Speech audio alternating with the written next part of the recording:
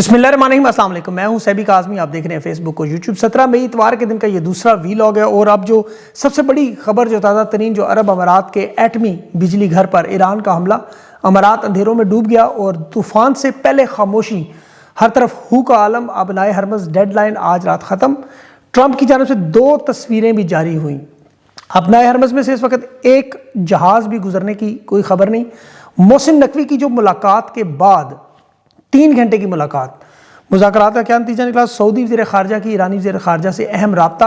अमरीकी तैयारियों की यूरोप से, मिडल ईस्ट से बड़ी फ़्लाइट रडार पर जो तैयारे इस वक्त नज़र आ रहे हैं ईरान पर हमलों की तैयारी में। इसराइल का भी दूसरा खुफिया मिलिट्री अड्डा इराक़ में पकड़ा गया।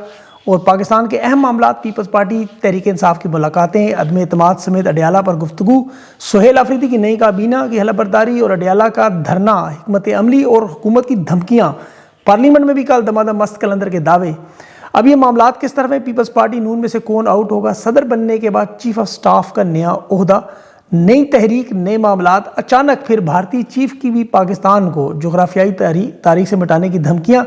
ये सब कुछ अचानक क्या हो रहा है, तफसील से बात करते हैं। सबसे पहले तो अबनाए हरमज़ की डेडलाइन थी और रात को ख़त्म हो रही है। ये 2 हफ्ते का सीज़ फायर जो 1 मई से डेडलाइन शुरू हुई, फिर ट्रंप ने इसको बढ़ाया, फिर ट्रंप ने कहा डेडलाइन नहीं है, लेकिन इसके बाद फिर डेडलाइन दी और मुज़ाकरात का अमल शुरू हुआ। आज रात जो पेशन गोई थी कि अबनाए हरमज़ खुल जाएगी, अबनाए हरमज़ नहीं खुल सकी। वीडियोस, तस्वीर आई हैं। ईरान पर हमले की भी मामलात शुरू हो चुके हैं। पहला बड़ा हमला जो हुआ वो मैं आपको आगे चल के बताता हूँ। दूसरी तरफ ईरान पर जो हमले के चांसेस हैं, ये हमला ईरान की तरफ से, लेकिन ईरान पर जो हमले के चांसेस हैं वो भी बढ़ गए हैं। फ़्लाइट रडार पर 24 पर आप जाएँ तो अमरीकी तैयारे मिडल ईस्ट में इतनी बड़ी तादाद में जो नज़र आ रहे हैं। पूरे मिडल ईस्ट में अमरीकी मीडिया, पूरे इलाके की इंटेलिजेंस, इनके जो हुकाम, इनका कहना है कि ईरान को इस बात का यकीन है कि ट्रंप ने दूसरी बड़ी फौजी कार्रवाई करनी है हर सूरत में।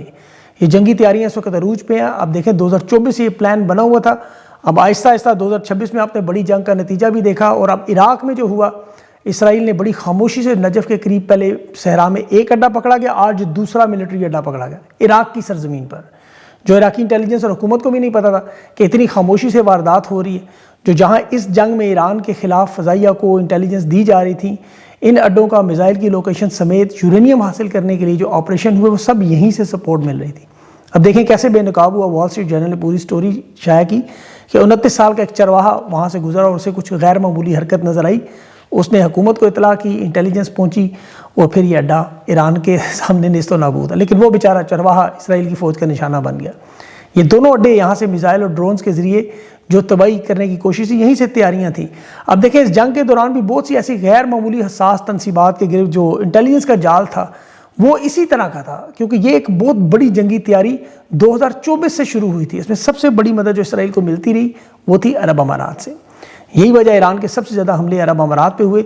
और आज भी जो पहला अबू ज़ैबी के एटमी प्लांट बुराक पर ईरान की तरफ से हमला हुआ, ये एटमी बिजली घर है, याद रखें, रेडिएशन वाला।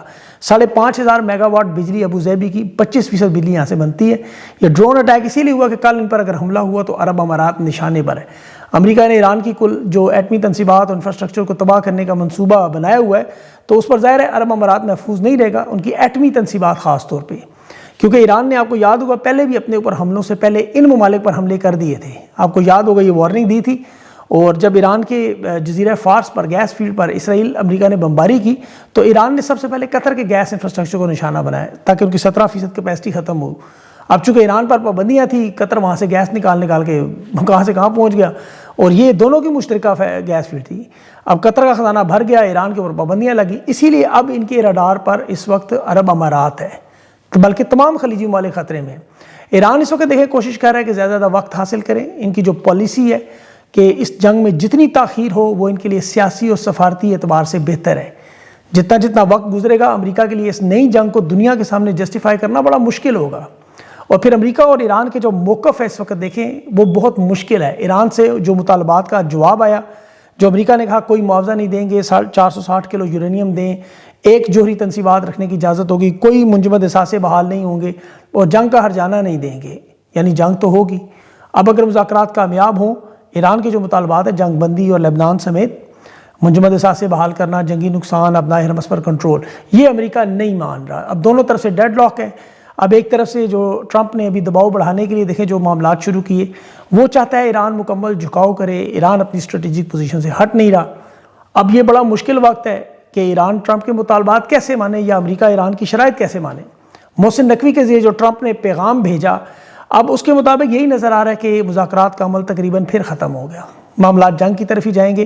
90 منٹ کی یہ ملاقات تھی محسن نقوی کی ایرانی صدر سے، جس میں وزیر خارجہ عباس اراغچی تھے، پارلیمنٹ کے سپیکر محمد باقر غالباف بھی تھے۔ لیکن ایرانی میڈیا اور BBC فارس کے مطابق امریکی جواب کے بعد ایران نے ابھی جنگی تیاریوں میں بڑی تیزی سے اضافہ کیا، اور جو ابھی حالیہ انہوں نے آپ کو پتہ ہے جو چین کے ساتھ بھی بہت بڑی مدد لی، اور آبنائے ہرمز کے حوالے سے اسپیشلی طور پر وہاں تو اب دیکھیں جہازوں سے عام لوگ بھی ویڈیوز بنا کے بھیج رہے ہیں، آبنائے ہرمز میں سے ایک جہاز بھی نہیں ہل رہا، اور چین اب ٹرمپ کے دورے کے بظاہر کھل کے ایران کی مدد کر رہا ہے۔ اب اس میں دو بڑی پیش رفت ہوئی، ایک تو سعودی عرب کے وزیر خارجہ نے ایران کے وزیر خارجہ عباس اراغچی سے بڑی تفصیل سے بات کی۔ سعودی کوشش ہے کہ ایران کے ساتھ اپنے تعلقات اس لیول پر رکھیں کہ کوئی فوجی کارروائی ان کی طرف نہ ہو۔ خلیجی ممالک یہی چاہتے ہیں، کیونکہ انہیں پتہ ہے کہ امریکہ اور اسرائیل کو کوئی خاص فرق نہیں پڑنا، وہ تو یہاں اپنی زمینی فوج تک نہیں بھیجتے، اور فضائی فوج کا جو نقصان ہے، جیسے امریکہ کے 40 جہاز پہلے تباہ ہوئے یا ان کے ملٹری اڈوں کا نقصان، لیکن اصل نقصان جو ہے وہ تیل کی تنصیبات کو ہے، سب سے بڑھ کر عرب دنیا کو ہے، سعودی عرب، عرب امارات، خلیج میں جو عام شہری اہداف ہیں وہ بہت بڑا خطرہ ہے، ریڈیشن، ایٹمی معاملات میں۔ اسی لیے شہزادہ فیصل بن ترکی سے اس نے بات چیت کی ہے عباس اراغچی سے، اور کہا مذاکرات کے دروازے بند نہیں ہیں۔ سعودی عرب نے ایران کے ساتھ ایک علاقائی طور پر ایک معاہدہ بھی تجویز کیا ہے کہ تمام ممالک تسلیم کر لیں کہ ہم ایک دوسرے پہ حملے نہیں کریں گے، اور پھر آبنائے ہرمز کو کھلوا لیتے ہیں مطلب۔ لیکن کیونکہ یہ خوفزدہ ہے کہ یہ جنگ اگر پھیل گئی تو جو نقصان گیس اور تیل کی تنصیبات کا ہے وہ ان کے لیے بہت بڑا دھچکا ہے۔ اب ان حالات میں دیکھیں اسرائیل اور امریکہ کی جو دفاع کی کوشش ہے وہ کام نہیں آئی۔ لبنان کے اندر آج بلکہ حزب اللہ نے ایک ویڈیو جاری کی ہے جس میں جنوبی لبنان میں اسرائیلی فوج کے وائرلیس کمیونیکیشن انسٹالیشن کو نشانہ بنایا گیا، اور اس کی پھر انہوں نے باقاعدہ ڈرون فوٹیج بھی حاصل کی۔ جو ٹاور اور مواصلاتی انفراسٹرکچر تباہ ہوا، یہ باقاعدہ فائبر کیبل گائیڈڈ ٹیکنالوجی تھی جو اسرائیل کے جیمنگ سسٹم کو اور GPS جو انٹرفیرنس ہے اسے روکنے کی حکمت عملی ناکام ہوئی۔ یوکرین میں ایسا ہو رہا تھا، اور یہ ثابت ہوا کہ ایران نے ڈرون ٹیکنالوجی حزب اللہ کو بھی دے دی ہے۔ اب وہاں سے باقاعدہ ٹیکٹیکل برتری انہیں حاصل ہو چکی ہے جو امریکی میڈیا تسلیم کر رہا ہے۔ تو سوچیں اگر حزب اللہ کو اسرائیل نہیں روک پا رہا تو عرب امارات یا سعودیہ کے لیے یا ان کے لیے ایران کو روکنا کتنا مشکل ہے۔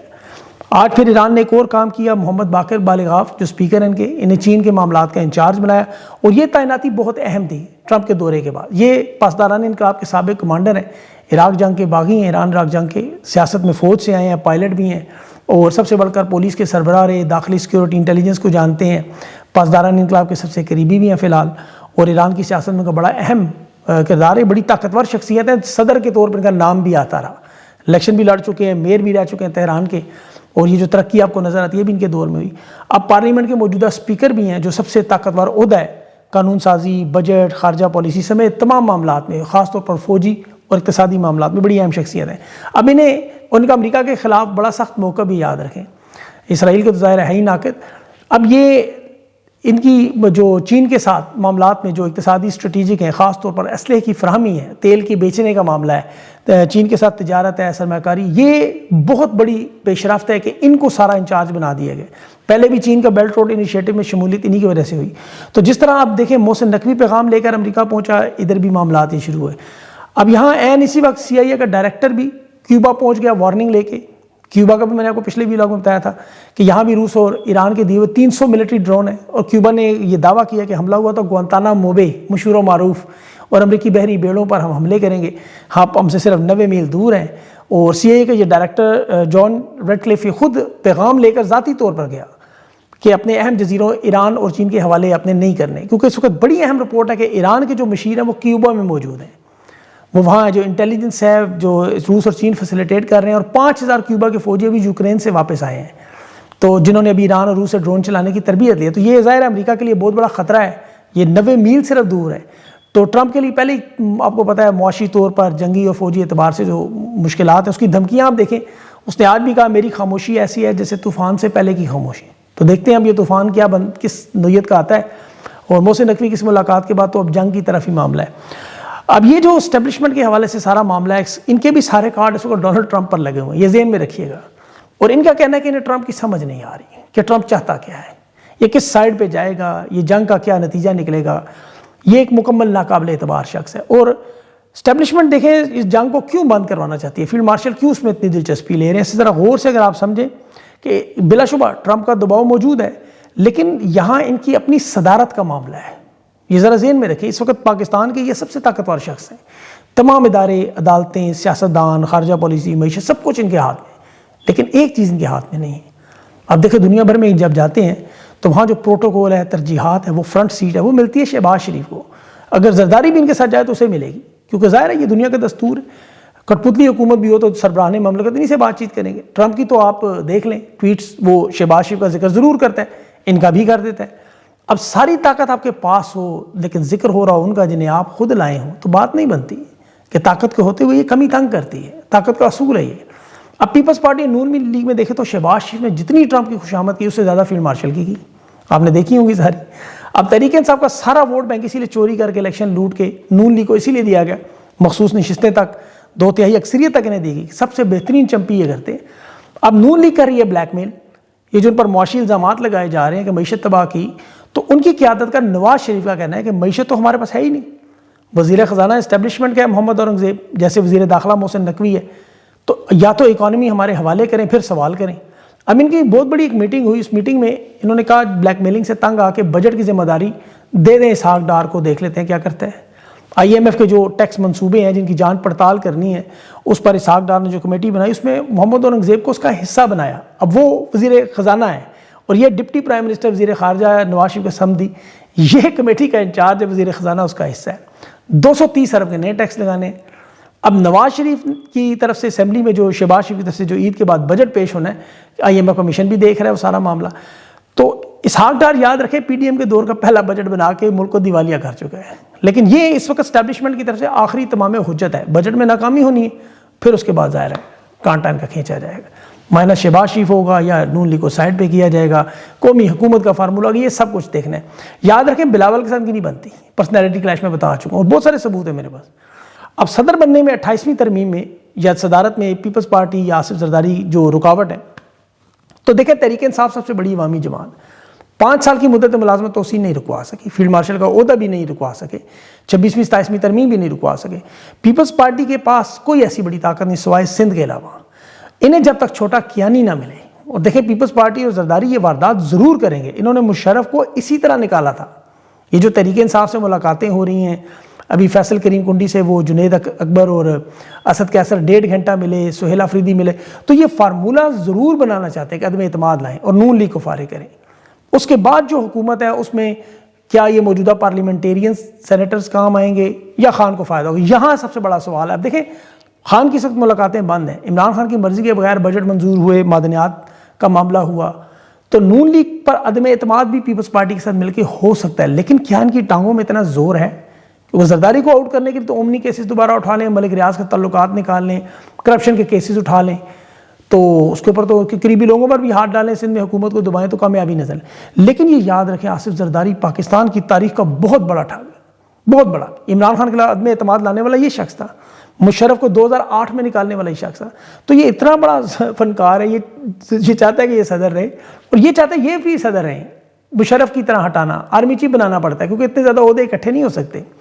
دیکھیں جنرل ضیاء الحق والا اسلام، مشرف والی روشن خیالی، ایوب خان والی فیلڈ مارشل اور یحییٰ خان والا ظلم و ستم، چاروں کو اکٹھا ملا کے اس وقت چلایا. لیکن 4 عہدے رکھنا مشکل ہے کیونکہ پھر ادارے میں مشکل آتی ہے. روایات تو یہی ہیں کہ ایوب خان، ضیاء الحق، مشرف یا یہ سارے چاروں، یحییٰ خان، یہ سارے صدر بنے. لیکن یہ انتظار میں ہے کہ پھر آرمی چیف بنانا پڑے اور پھر لاٹری لگے، کیونکہ دیکھیں صدر بننے کا فوجی طاقت ختم، پھر وردی اتارنے کی مہم شروع ہوتی ہے. 2008 اشفاق پرویز کیانی آپ کو یاد ہوگا. اب تحریک انصاف اس کو پیپلز پارٹی کا اتحاد اور سڑکوں پر نکلنے کا معاملہ اور تبدیلی، یہ عمل پھر شروع ہوتا ہے کیونکہ اللہ لٹھ نہیں مارتا مت مارتا ہے، اور یہ سب ہم دیکھ چکے ہوتا ہے، ہماری آنکھوں کے سامنے ہوا ہے. اب اس وقت جو حالات پاکستان کی معیشت کے، امن و امان کے، خارجہ پالیسی کے ہیں، تو ادارے کے اندر بھی حالات کو اچھے نہیں ہیں. اقتدار کے معاملے پر بے شک سارے ایک ہیں، لیکن اپنی باری کا بھی انتظار ہے. انہوں نے بھی تو آخر اپنے خاندان کو مراد دینی ہے، انہیں بھی چاہیے کہ ان کی لاٹریاں ایسے لگیں. پھر آپ کو پتہ ہے اس وقت تو معاملات بھرتیوں تک پھنسے ہوئے ہیں، مساجد میں اعلان کروانے پڑ رہے ہیں. خوف، جبر، ظلم جو ہے وہ ان کے بڑے بڑے گھرانوں تک ہے. یہ پوری مارشل بیلٹ جو ہے نا، یہاں یہ خان کے ساتھ سارے جڑے ہوئے ہیں. اور 13 حلقے آپ کو یاد ہوں گے وہ چٹھا والے. 8 فروری الیکشن میں اسی مارشل بیلٹ میں، جو گورے سے مارشل بیلٹ کہتے تھے، پنڈی، گجر خان، مری، جیلم، کوٹا وغیرہ، یہ تحریک انصاف نے کلین سویپ کیا تھا. عمر ووٹر کی 18 کر لیں یا 50 کر لیں یا 100 سال کر لیں، فرق نہیں پڑنا. جس طرح خان کو توڑنے میں ناکام ہوئے یا اس کے کردار پر کیچڑ اچھالنے میں ناکام ہوئے، اسی طرح اس میں بھی ناکام ہے۔ آپ دیکھیں ملک ریاض پاکستان کا ارب پتی شخص ہے، ٹی وی پر تسلیم کر چکا ہے سرکاری سطح پر رشوت دیتا ہوں، لیکن خان کے خلاف گواہ نہیں بنا۔ پاکستان کی سب سے بڑی منشیات فروش انمول پنکی جسے بنایا جا رہا ہے، وہ بھی عمران خان کے خلاف نہیں بولی۔ تو اس میں اب دوسری طرف آپ یہ سوچتے ہوں گے لیکن وہ لوگ بنے ہیں جو نوکریاں بچاتے رہے، مدت ملازمت توسیع کرواتے رہے ایکسٹینشن کے چکر میں، چاہے وہ الیکشن کمشنر ہوں، پولیس افسران ہوں، سیاستدان ہوں، جرنیل ہوں، بالکل ہیں، انہوں نے توڑے ہیں، لیکن یہاں یہ لوگ بھی بہت بڑی مثال ہے۔ اب اس وقت تحریک انصاف کو کچلنے کے لیے، واردات کے لیے، جیسے گلگت بلتستان میں الیکشن سے آؤٹ کیا، رجسٹریشن ختم کی، اور جو ان کا سزائیں سننے والا کیس تھا معطلی کی درخواست کا، وہ بنا سنے خارج کر دیا گیا۔ تحریک انصاف خاموش ہے، قیادت پریس کانفرنس، کوئی میٹنگ، کوئی باضابطہ رد عمل نہیں ہے۔ کے پی میں مفاہمت گروپ اور جو ان کی قیادت کا مفاہمت، وہ کہہ رہے ہیں، یا بیرسٹر گور کا بیان دیکھیں، وہ کہہ رہے ہیں کہ منگل کے دن عمران خان کو منتقل کر دیا جائے گا اسپتال، اور یہ بہت بڑی گہرا پیش رفت ہوگی۔ محمود اچکزئی نے کہا عمران خان کو ان کی مرضی کے مطابق اگر اسپتال منتقل نہ کیا تو پھر جو ہنگامے سوموار کو یہ نکال ہوں گے اس کی ذمہ دار حکومت ہے۔ علامہ راجہ ناصر باز نے بڑا سخت بیان انہوں نے بھی دیا کہ حکومت نمرود کی ہو، فرعون کی ہو یا یزید کی ہو، ذرا غور کریں، عوام یہ فیصلہ کر لے کہ ہم نے نمرود، فرعون اور یزید کی حکومت میں نہیں رہنا، ظالموں کی حکومت گرانی ہے، تو پھر کام ریڈی ہے۔ یعنی تحریک انصاف پہ دباؤ عوام کا کام کر رہا ہے، یا ان کی مجبوریاں ہوں گی۔ آپ ان کے حکومتی صحافیوں کی گفتگو دیکھیں، یہ جو ابھی انہوں نے باقاعدہ دھمکی جاری کی کہ اگر سہیل افریدی منگل کو اپنا لشکر لے کر آئے تو پھر سی پی او اور پنڈی کا نام ہے خالد ہمدانی، جس نے 9 مئی کے بعد تحریک انصاف کے ساتھ وہ تباہی مچائی جو آپ جانتے ہیں۔ تو اب تحریک انصاف کیا یہ سب کچھ ریڈی ہے، اس کے لیے تیار ہے؟ منگل کو خان کی ملاقات ہوتی ہے، اسپتال منتقل ہوتے ہیں نہیں، کیونکہ یہاں ایک اور چیز بڑی اہم ہے، بھارتی چیف کا بیان جغرافیائی تاریخ سے پاکستان کو مٹانے کا، خدا نخواستہ آئی ایس پی آر نے کہا یہ 2 طرفہ ہوگا، لیکن یہ معاملات انہی چیزوں سے جڑے ہوئے ہیں۔ یہاں تحریک چلنی ہے، مجھے لگتا ہے وہاں بھارت کا حملہ ہو جانا ہے۔ جب تحریک کا، اگر آپ کو ایسا ہوتا نظر پھر آپ سمجھیں تحریک کامیاب ہے۔ اس دوران اب جو کچھ ہونا ہے، یہ اب کل شام تک جو ایران پر اگر یہ خدا نخواستہ حملے ہوتے ہیں، ان کا جواب آتا ہے، اس کے بعد پتہ چلے گا کہ اس حالات کے اثرات پاکستان پہ کتنی جلدی اور کب آتے ہیں۔ اللہ پاکستان پر رحم کرے، اپنا خیال رکھیں، مجھے اجازت دیں، اللہ حافظ۔